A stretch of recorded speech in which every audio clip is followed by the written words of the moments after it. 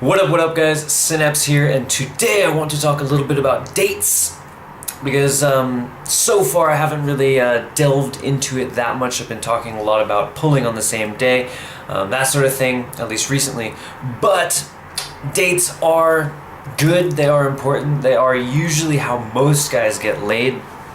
So I wanted to talk a little bit about how to have an effective date, some little pointers, some little tips as to how to make sure your date ends how you want it. Hopefully, namely, that would end up with you and the girl happily in bed together, right? Alright, so here's 5 little tips to make sure your dates go much better than they perhaps are now, alright? Number 1, start with the end in mind, okay? So when you're planning your date, work backwards from the end, all right? Whether that's like your apartment, hotel, you know, wherever you plan on ending the night with the girl, assuming everything goes well, assuming, you know, you have great chemistry and, you know, or whatever, you just want to hook up with her. Assuming you want to hook up with her, start working from the back forward. So plan out, for example, let's say you're going to end up in a hotel in Shinjuku, you know, what are the steps required to get there, right? So you meet her at, you know, a station or a landmark, you walk to the first venue, and you walk, you know, further to the final location, or maybe you have 2 venues or whatever, right? Whatever it is, it's really important that you kind of think out the plan about where logistically you're going to take the girl. You're like, okay, I meet her here, walk this way, go here, walk this way, go here, right?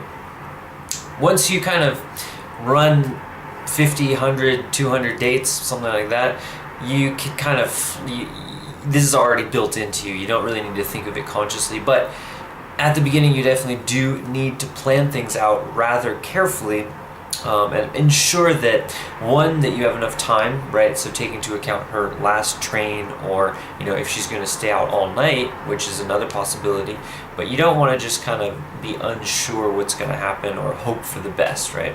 You definitely want to have a conscious approach to your date, right? And ideally either get her out with the full intention of having her stay over, or hook up, make the pull to the final location, you know, by something like 10 p.m., 10:30, so that you have enough time to escalate, bang her, and then see her off to the station for her to go home or something like that, right? Now, that's not to say you can't meet girls late at night, and indeed, for some girls, that will be the best time to meet them, right? You can meet them after they're finished with their plans. You can even tell girls, like, look, let's meet at last train and hang out, go drinking, go whatever, until morning, right? And girls will come out and do this, right? I have some examples of this I posted up in some text chats and inside my course as well. So when you agree to meet a girl, right, she's essentially budgeted a certain amount of time for you. It's important to know to keep things always on your agenda. If you don't have enough time, if you feel like she's trying to cram you into too short of a window or something, usually you can just postpone it, cancel the date, be like, no, you know what, do your thing, we'll do it next time, right? That will give her a sense that you're kind of serious about your agenda, and will give you enough time to play things out the way they should be, all right? So for most dates, it would be, you know, meet her around 7 p.m., 8 p.m. You can even do later if you want to skip dinner, which, you know, if you're trying to save money, or if you want it to be a shorter date, it's kind of a good option as well. You can skip dinner, just meet her at 9 p.m. She's not going to be expecting dinner.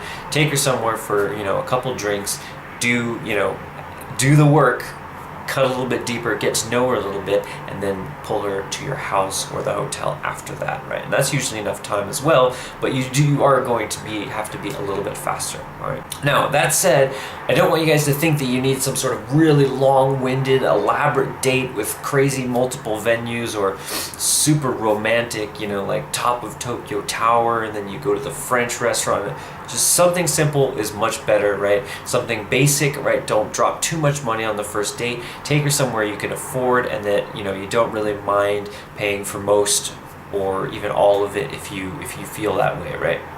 Something that's not too superly overly impressive or try hard, right? It can be something unique. You know, I like taking girls, so if I'm going to take them to a restaurant, I like taking them places they probably haven't been or maybe don't go all the time, such as like Mexican food or Thai food or something like that, just because it's a little bit more unique, a little bit more interesting.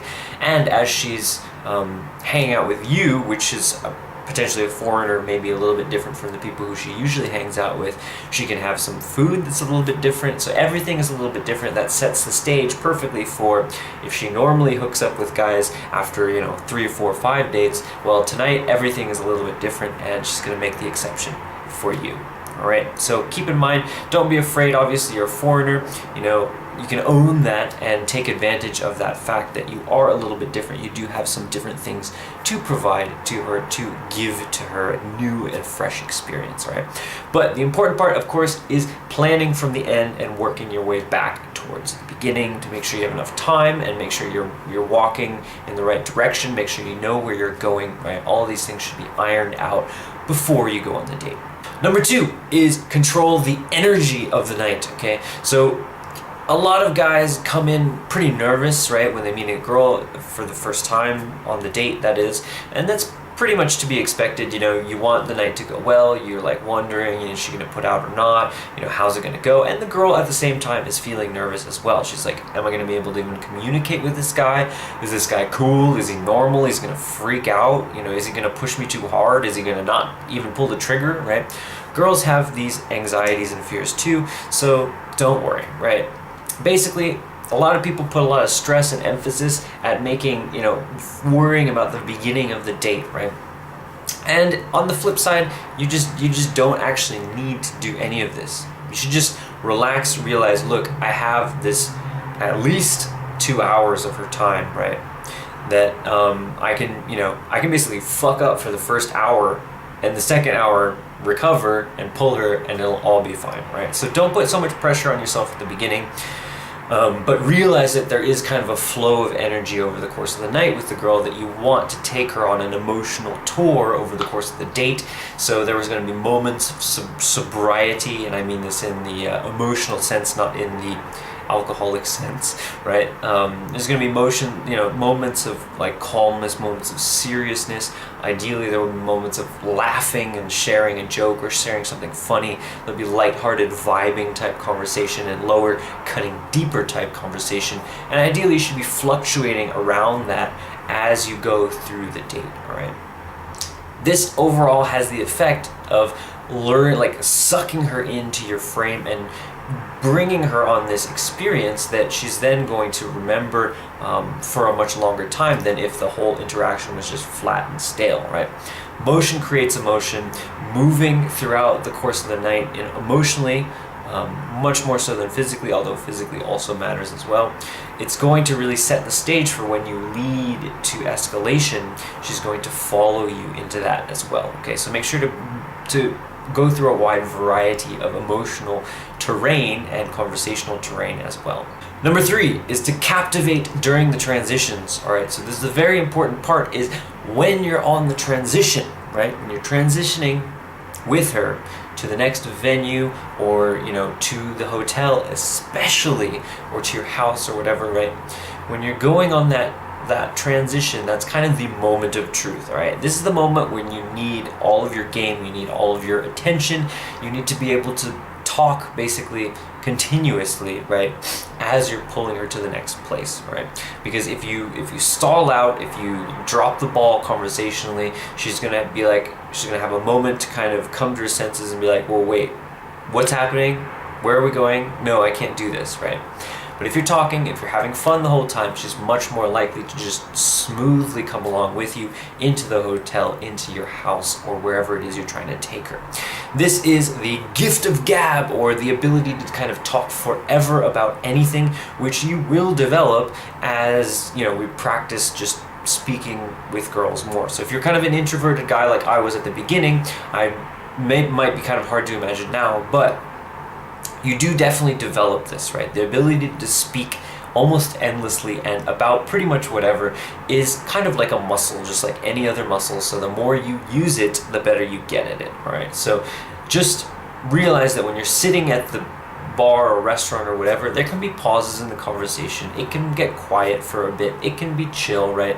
Ideally, it doesn't last very long, or else it starts to actually get awkward, but don't feel like you always need to fill the silence or something like that. Being comfortable in the silence is fine, but not when you're trying to transition, not when you're trying to bounce from the restaurant to the hotel. That is a time when you need to be entertaining, you need to be flowing with your conversation, you need to be engaging her, right? She should be laughing, she should be holding onto your arm at this point.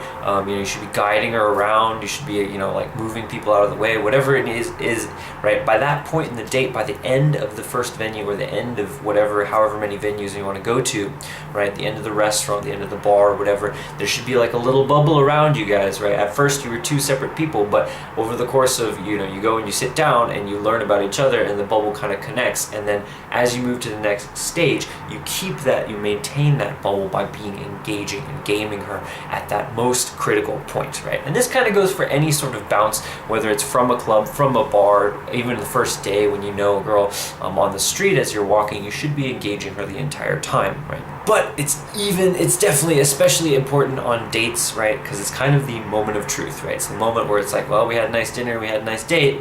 Am I gonna just go home and get my train, or am I staying with you, right? Every girl is gonna have this moment, and it's your job to be captivating enough for her to decide to continue that night with you, all right? Number 4 is dig into her values, all right? So digging into her values, also known as cutting deeper, is extremely important on dates, right? Whereas you can get away with, for example, on a night game from a bar or, from a club, or even SNL's same night, same day lays from the street, you don't necessarily need to really get into the values of the person in front of you. You can kind of have a light, fluffy, and fun conversation, just bring a good vibe and have a good time and bring her back that same day, no problem.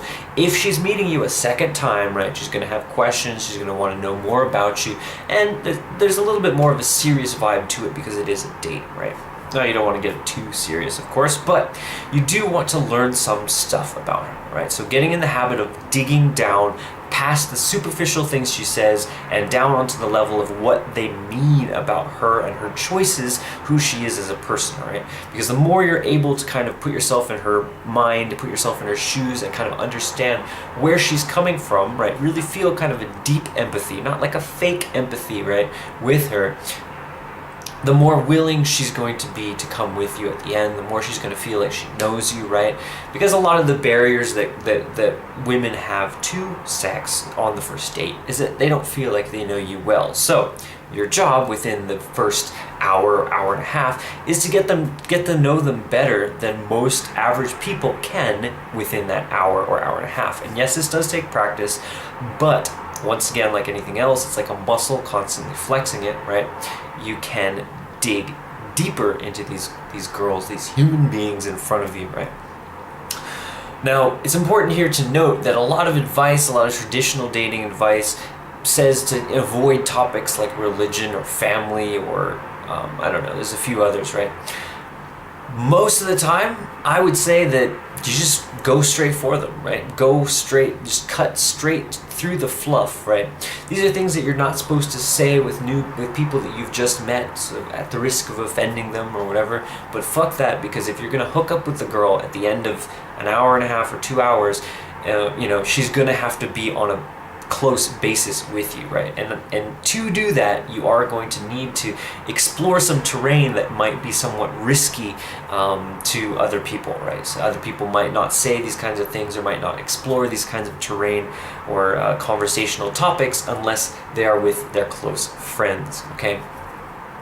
So definitely don't be worried about talking about what you're looking for, what kind of girls you like, what kind of guys they like, what their ex-guy boyfriends were like, what your ex-girlfriends were like, how long you dated, all that kind of stuff, what their families like, what their friends are like, all this kind of stuff, and digging down into really what it means about their beliefs about dating and love, because that's going to help you, right, as you start noticing patterns in the girls that you're dating, what their beliefs are about dating, right? You can kind of take that and like judo it, right? So rather than being like karate, which is like a hard, direct counter to something, right? So if a girl's like, I can't have sex, you're like, yes, you can, right? That's a very blunt way of dealing with her objections, and sure, sometimes it works.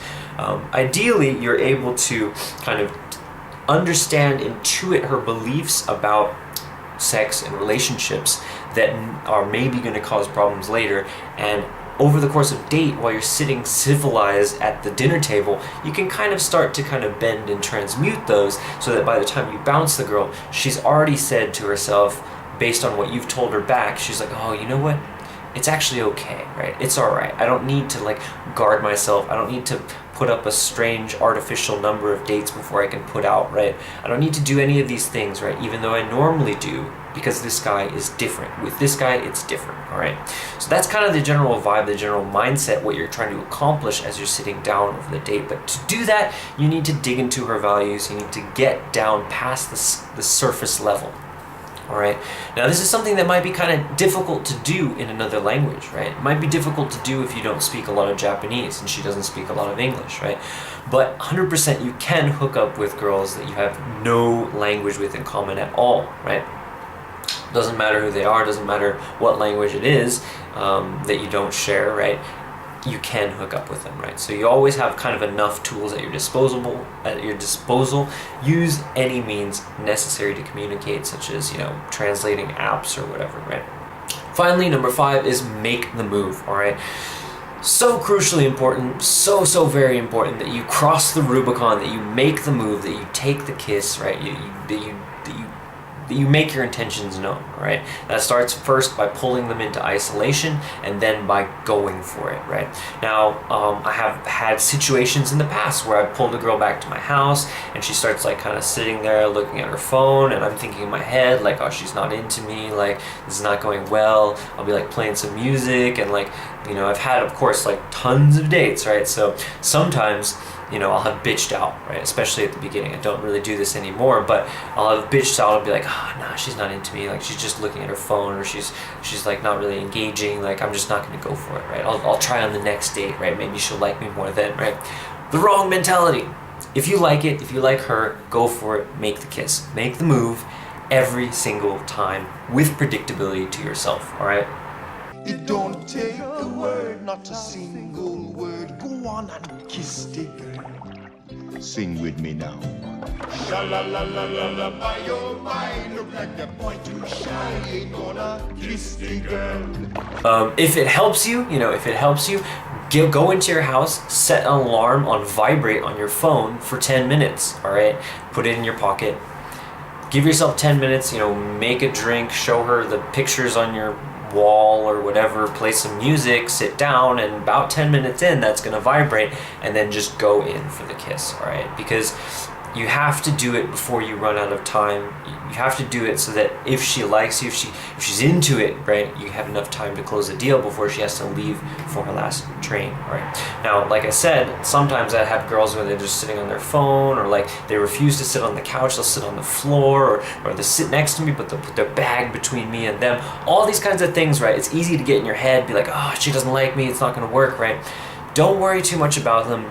Make the move anyway. You're going to be surprised, because a lot of those girls, even though they do these sort of things which might be seen as like they're not into you, actually when you make the move and kiss them, they just kind of melt in your arms, and they're just ready, and they've been waiting for you, right? Even sometimes girls who are checking their phone, they're like, God, is this guy gonna fucking make a move, or am I just gonna leave and not get laid tonight, right? So the girls are thinking about that as well. They're like, is this all just a waste of my time or something, right? Because it's a big city, especially if you're in Tokyo, Osaka, something like that. And in big cities, people don't have a lot of time for bullshit, right? There's a limited amount of hours in the day. People are busy, people have a lot of friends, people have a lot of things to do. If they've budgeted a night to see you, that almost always means that they're at least somewhat interested in you and hooking up with you, unless you've come in under some sort of weird pretense, right? Most of the time, if your approach is on point, your text messaging is on point, they know kind of that romance is on the table. They've at least entertain the thought of hooking up with you, all right? So all you have to do is make that move, right? Once you're back at the isolation location. All right, guys, 5 quick tips for improving your dating with Japanese girls. Let me know what you think. Leave a comment below. See you guys next time.